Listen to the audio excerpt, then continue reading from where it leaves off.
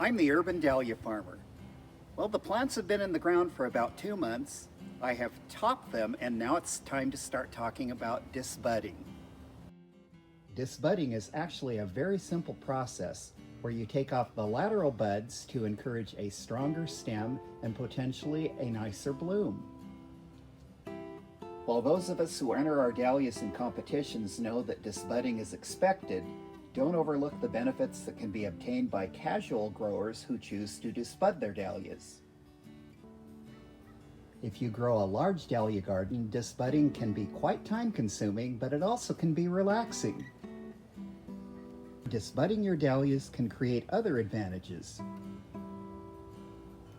Having a long, strong stem is important if you want to make bouquets or arrangements.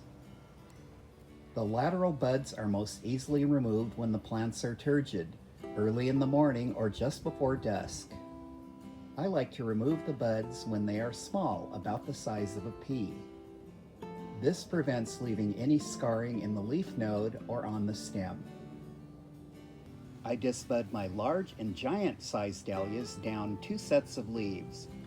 All other standard sized dahlias I disbud down to 1 set of leaves. I don't disbud my micro dahlias at all, those that are 2 inches in diameter or less and are grown for their diminutive size.